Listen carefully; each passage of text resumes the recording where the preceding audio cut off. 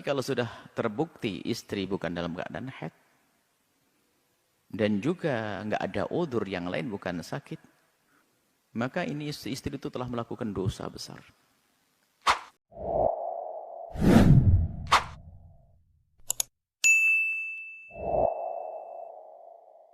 Gini Bu ya, kalau saya mengajukan perceraian kepada istri, jika istri itu tidak untuk hubungan suami istri, keluarga suami istri, baik? Ya, untuk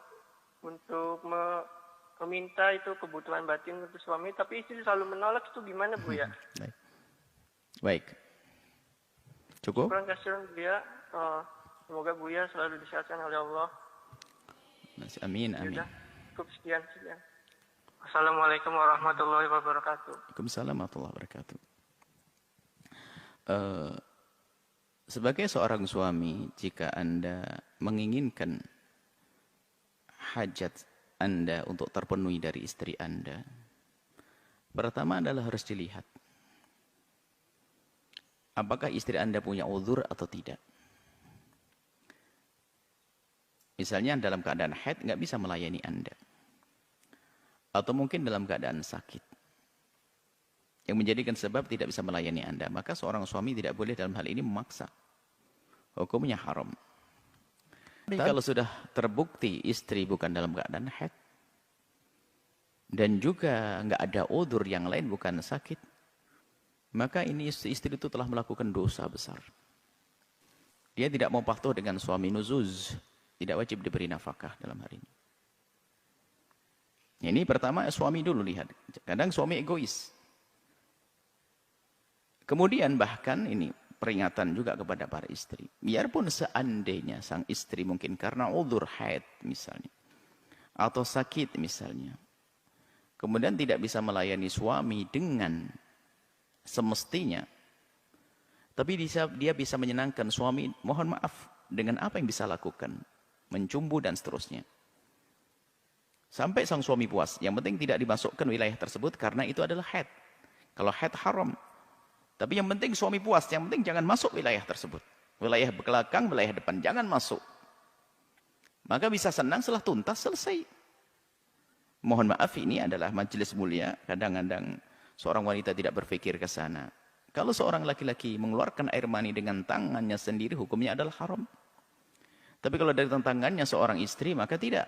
Maka istri harus cerdas dalam hal ini. Jangan kalau sudah datang bulan lalu menjadikan semuanya libur, sementara suaminya mungkin sangat soleh, sehingga di saat melihat sesuatu yang haram di luar, kemudian pengen selesaikan di rumah, tatonya istrinya nggak mau tahu.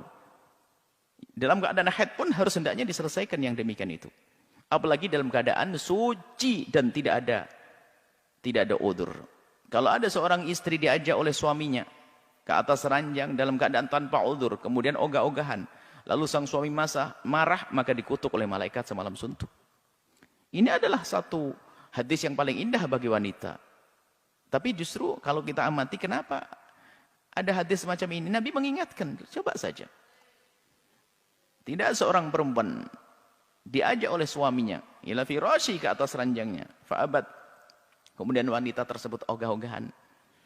Fabata ghadbana. Kemudian semalam itu sang suami nginap dalam keadaan marah. Nah, la'anathul malaikatu hatta tusbih. Maka malaikat akan mengutuk sampai pagi. Ini kalau orang faham kemesraan, ini adalah hadis yang paling indah untuk wanita.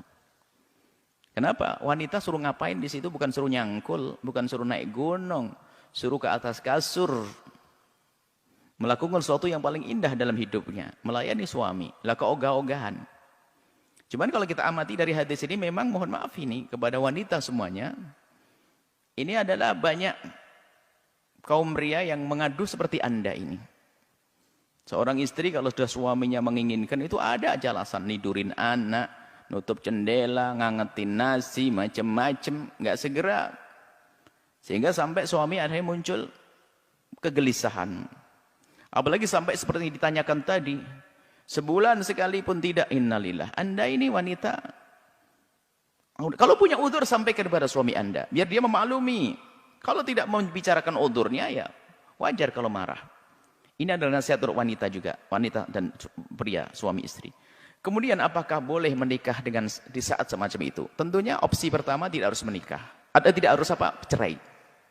Tidak harus bercerai. Karena apa? Mungkin dia memang tidak bisa melayani Anda, tapi dia masih memerlukan nafkah dari Anda. Anda bicara baik-baik dong. Anda bicara baik-baik. Karena bicara baik-baik, tanpa harus Anda cerai, tapi Anda terpenuhi. Kan ada jalan dalam agama Islam. Misalnya mengambil wanita lain untuk dinikahi. Sebab mencerai ini adalah bukan hal yang baik. Karena mungkin saja dia menerima itu semua. Karena mungkin dia tidak bisa melayani. Mungkin seorang wanita dia tidak bisa melayani. Seperti itu. Jadi jangan langsung dicerai, naudzubillah ya. Karena mungkin ada anak di bawahnya. Bicara baik-baik. Cuman di akal, kalau dia bisa diajak bicara. Kalau tidak ada bicara, Anda punya kebutuhan pribadi. Yang nggak pakai bicara. Karena kehalalan ini masalahnya. Kalau tidak dengan penyaluran yang benar, masuk wilayah haram. Masuk wilayah haram. Intinya jangan berbuat zalim kepada istri juga. Memaksa di saat mereka ada uzur. Atau tiba-tiba mencerai tanpa alasan yang jelas. Kalau mencerai belum diskusi dulu. Ada yang menyampaikan. Bahkan mungkin kalau istri Anda mendengar suara ini juga berubah setelah ini. Karena cekatan melayani suami dan sebagainya. Banyak wanita di saat suaminya sudah mulai tidak senang, tidak cinta. Akhirnya mulai berubah, baru sadar. Atau suaminya, mohon maaf, melakukan keharaman dengan wanita lain, baru sadar. Ini adalah keterlambatan semuanya itu. Wanita semuanya harus cekatan. Kami menangkap dari hadis Nabi itu adalah peringatan keindahan sebetulnya. Jangan kalah dengan, mohon maaf, Anda wanita muslimah, mukminah. Jangan kalah dengan wanita yang menjual diri. Wanita yang menjual diri hanya mengharapkan rupiah ratusan ribu dia. Dia akan melayani laki-laki yang datang kepadanya kapanpun dan dia harus berperan mesra padahal dia tidak ada cinta sama sekali. Bahkan mungkin jijik dengan yang datang karena dia mengharapkan rupiah.